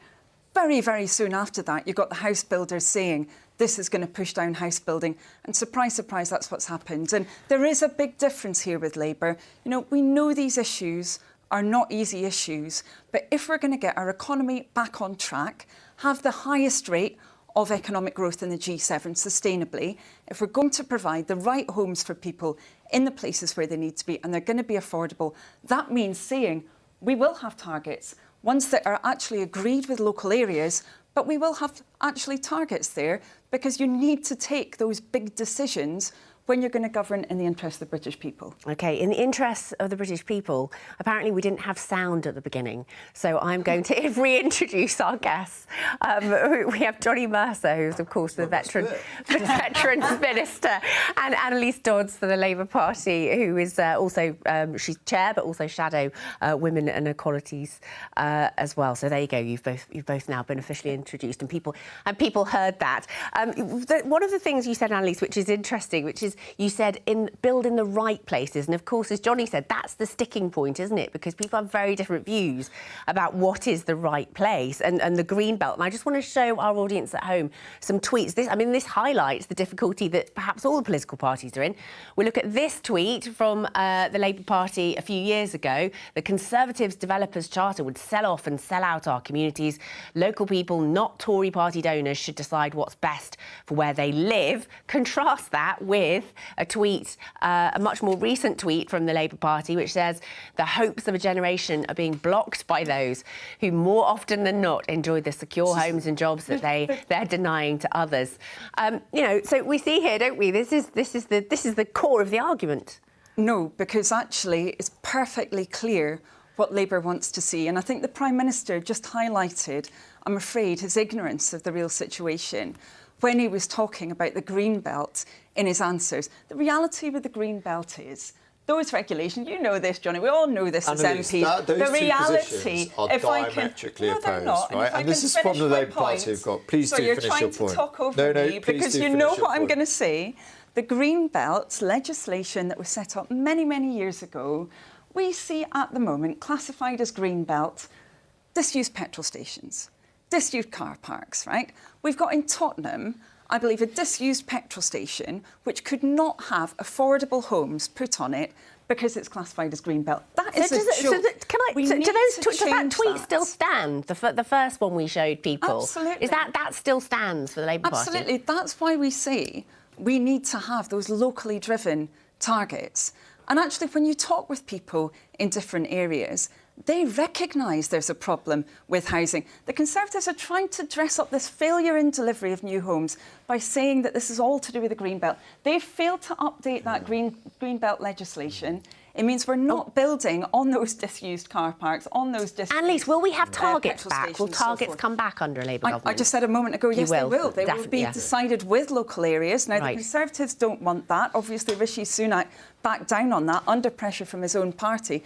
But it's not in the interests of those who desperately need housing in our country. I mean, this is classic Keir Starmer Labour Party, right? You have two diametrically opposite views there, right? That you're trying to kid people. Hang on, I'll let you speak, right? Trying to kid people that they're too stupid to understand the nuances between them. The reality is, no one has the first idea what Labour thinks on this because they say the first thing that comes into their head, they see the tide going one way on the Green Belt, they say one thing, the tide goes the other way, they say another thing. It's really feeble politics, right? These are really difficult decisions around house building, and it's completely normal to A, want to build more houses, and B, want to protect your green spaces. And that's exactly what the balance that Rishi is trying to... Hang on. You just pushed on the nub of this, if I may, because the Green Belt legislation at the moment is not actually promoting those green spaces. And surely you'd agree with that. No, we don't. You don't? Because of what I just said. Can I not read? Yes, but I think if you read it, you would recognise... two diametrically opposite No, because it talked about green spaces, not green belt. You just muddled them up. The point is those that tweets the are really Green clear, Belt right? And on at the one side, moment- they're hammering home builders. On the other side, they're saying we need to love home builders, right? No, the British people I'm aren't sorry. stupid, Annalise. I think Yes. this is bad news And for I'm the not Labour going to say Party, that right? you are, but I think you're British trying people to are not twist stupid, things, right? Johnny. They here. understand the If nuance they of this look at debate, those right? messages, You say they'll be one thing to clear. one group of people, one thing to another, depending on which way the tide's going, and you make up your Absolutely position. not. We've right? been That is the big consistent. problem with the Labour Party. No one's No, got the any big idea difference what is we listen to what the British people are saying to us. They're saying that housing is far too expensive, the cost of it pushed up under the Conservatives. They're saying that they need that new housing. And we're saying we will have targets. You know, we're not shilly-shallying around this. We've said we will have targets. We will decide them with local areas and we'll deliver on them. And we're listening to the British people. We're not listening to our Conservative councillors and Conservative members, which is what Rishi Sunak has been driven by. Give it a year, they'll change that policy. Oh, yes. The fundamental tension, apart from green space versus green belt, is that people want to. A lot of people want to stop things being built in their back garden, but the government wants a big national target and a big national plan. And my question is, what do you do when a local area turns around and says, actually, we don't want that high a target? Are you going to force them to do it, or are you just going to accept we won't build there? Johnny, This is a real world issue. You know. Yeah, but this is the crux of the issue, right? Is that people understand, everybody in this country knows you need to build more houses, right? But we want to protect our green spaces and our green belt land. Accepting, Annalise, those are two different things, right?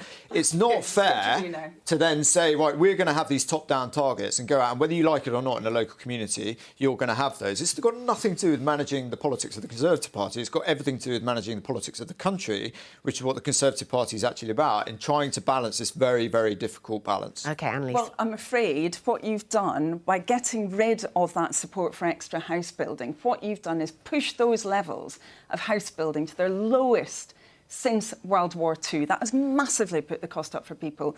And actually, in terms of that question, the way you do it is you have those locally decided plans. Now, that does mean sometimes difficult decisions within local areas. You know, I've been clear, for example, in my area, that we do need to have new housing, that it's got to be the right housing in the right place. We're actually being countermanded by government on this, saying that, for example, we can't have targets we want to have around affordability with some of our developments. So it's clear whose side I'm afraid they've been on around this. Labour does want to reflect those local concerns ultimately and build those homes, because the failure to do that is holding our economy back. Yeah, and the Leader of the Opposition did move on to the cost of housing, and the cost of living is, of course, something that's on everyone's minds at the moment. The Chancellor was meeting with regulators earlier this morning, wasn't he? Because we were discussing earlier in the programme about the chances of water bills, for instance, going up by 40% next year to try and make repairs to sewage. Have we heard, did anything come out of that meeting with regulators? Not yet, and my hunch, although the Prime Minister did suggest something was coming, my hunch is there won't be anything particularly new from it. The government's policy at the moment, or its approach, seems to be to try and put pressure on the regulators and the banks to think a bit more. It's kind of moral pressure, isn't it? Exactly, and crucially, it's not new government policy at the moment. It's about saying to the regulators, use the rules or the powers you have at the moment as expansively as you can to try and help people. And on a practical level, Johnny, that's not really helping most people, is it?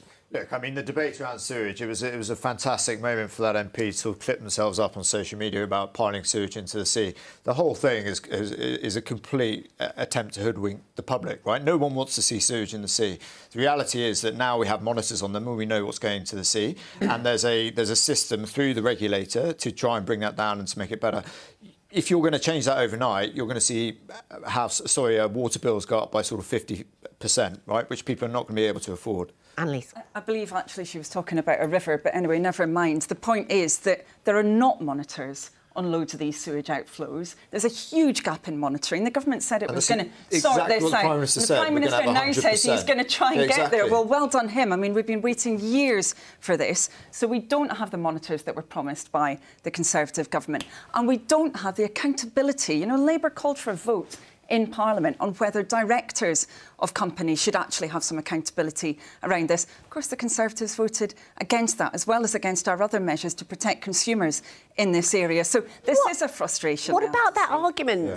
What about that argument, Johnny, that we're seeing some of these big companies paying out huge dividends, and then they're saying, "Oh, but we want to repair the sewage system, so you're going to pay for it." Yeah, look, I went to visit South West Water in my constituency to have exactly that conversation, because to your average person, right, the contrast of paying out these share dividends versus sewage still going into the sea is a really unpleasant contrast, and makes everyone feel uncomfortable. The truth is they have to raise their money, right, in order to invest in the system, and they have to provide some sort of returns. And if they don't provide returns to investors, they're not going to get the money, and you're not going to be able to rebuild the system, and you're not going to be able to stop sewage going into the sea. So the reality is the system has been inherited by us. It's been the situation in this country for many years. Obviously, Labour don't really, they don't believe in anything, right? So this is the latest thing that they can actually campaign on around sewage. No one wants to see sewage in the sea, right? It's ridiculous that anyone would.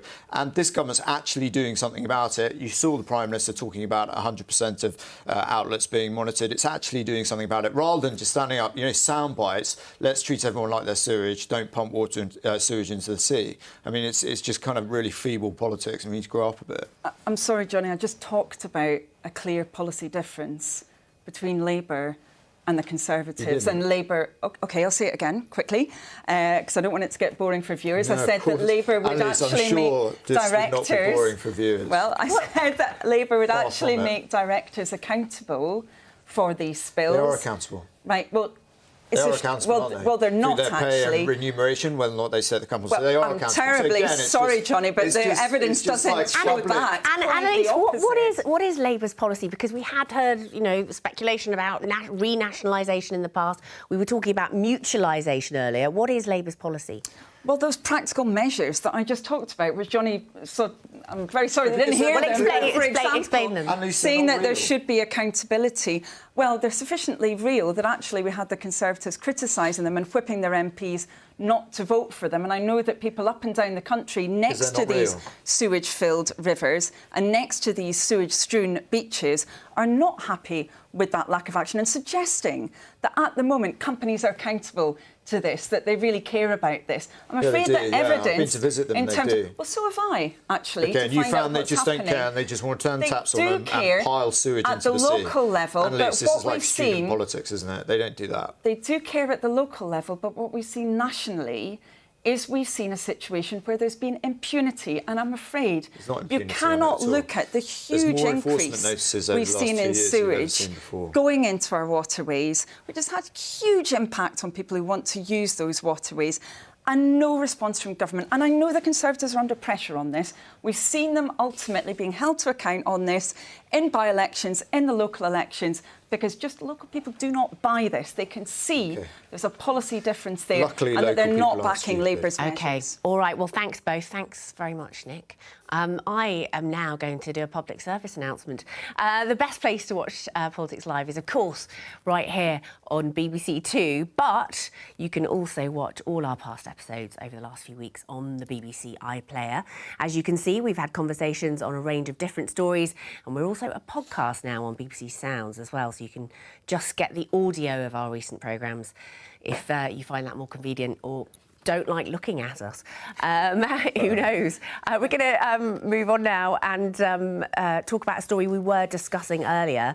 This is the accusation of groping made against one of the Conservative candidates to become London Mayor, Daniel Korski. This accusation was made by the novelist and TV producer Daisy Goodwin. She has accused Mr. Korski of a groping incident in 2013 during a meeting at Downing Street. Let's watch a clip of her speaking on the Today programme from earlier this morning. Yes, it happened to me 10 years ago, but when something like this happens to you, you know that it happens to you because you were there, you felt it, you felt amazed, shocked and rather humiliated. OK, that was Daisy Goodwin speaking to the Today programme. And I should say we've heard from Mr Kurski. He categorically denies those allegations and has said that he has made it clear that he would welcome any investigation and would cooperate fully should one go ahead. We asked this of Bob Seeley earlier. In your view, should there be an investigation? Look, it would be completely inappropriate for a Cabinet Minister to get involved in this, right? Allegations have been made. Where allegations have been made, of course, they're going to be looked into. I think this, there's a real tendency in Westminster to kind of infantilise this stuff and play into the politics of it. This is a serious, serious issue, and I just think it's really inappropriate to sort of have in the in the public debate whether this should happen or that should happen. This individual has should there made be an serious inquiry? Allegations. Johnny? Clearly, any allegation is going to get investigated, right? No one sits in Number 10 or in Whitehall, puts their fingers in the air, there it is, and pretends this stuff doesn't happen. But it does have to be done in a professional way, not in the public domain. So there will be an investigation. What is, in fact, the latest, Nick? Can you... I'll be honest, I don't actually know. We've been asking a lot, and one of the things that I think has come up through this is that it's actually quite hard to make a complaint. So Ms Goodwin, when she was on the Today programme this morning, was saying after she heard various politicians say yesterday there's no formal complaint, she made a formal complaint, or she tried to.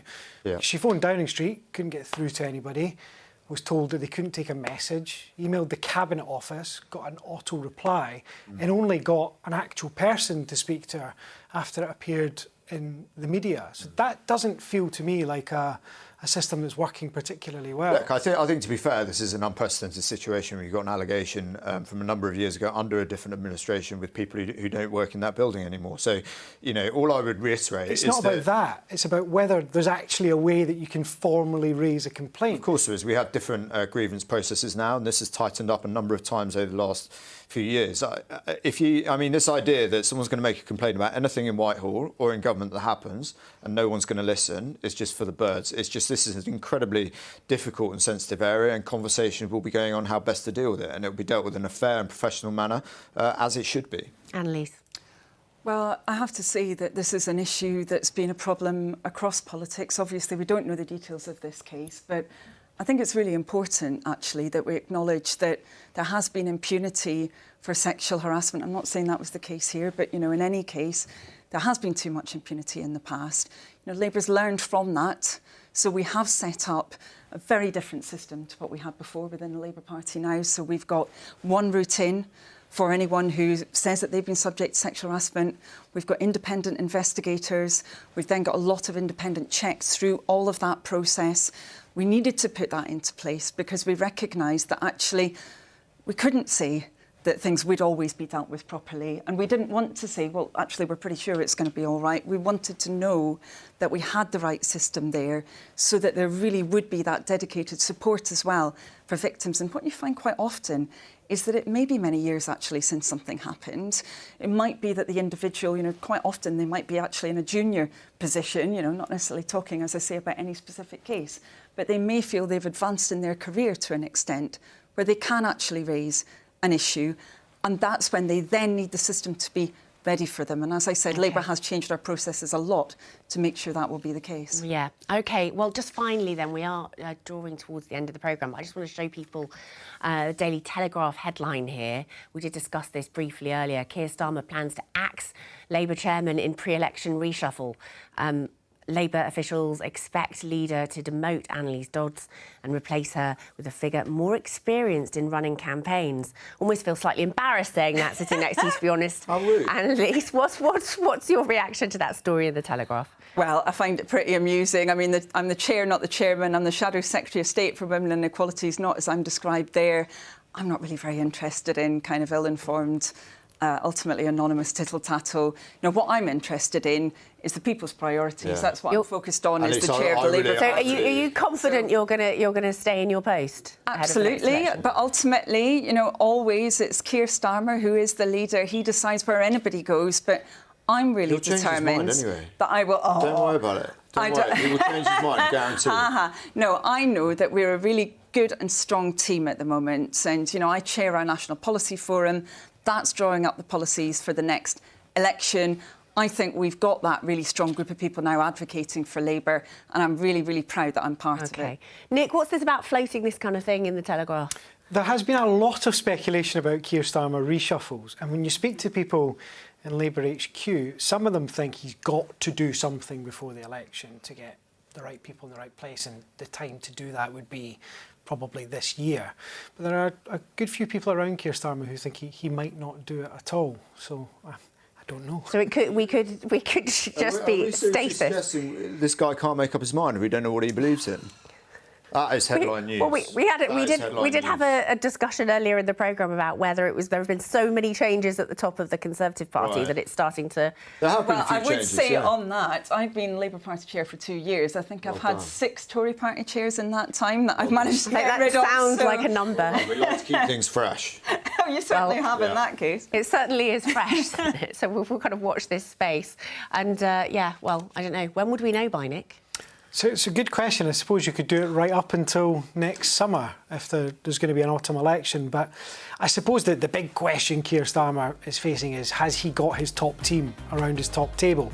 Does he think that some sort of freshening up is needed before potentially Labour get into government? I think he'll be weighing that up quite carefully. Okay. All right. Well, thank you very much. Thanks to all my guests. That's all for today, but I'll be back tomorrow with more Politics Live at 12:15 here on BBC Two and iPlayer.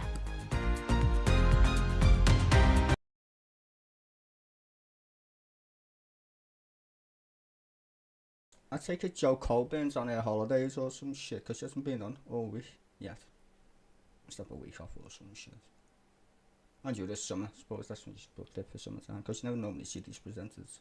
Though to be fair, I actually prefer it than Joe Colburn. She's less fucking adversarial, shall we say. It's just quite nice. Anywho, back tomorrow. Hope you enjoy the rest of your night, day, whatever it is. Ciao for now.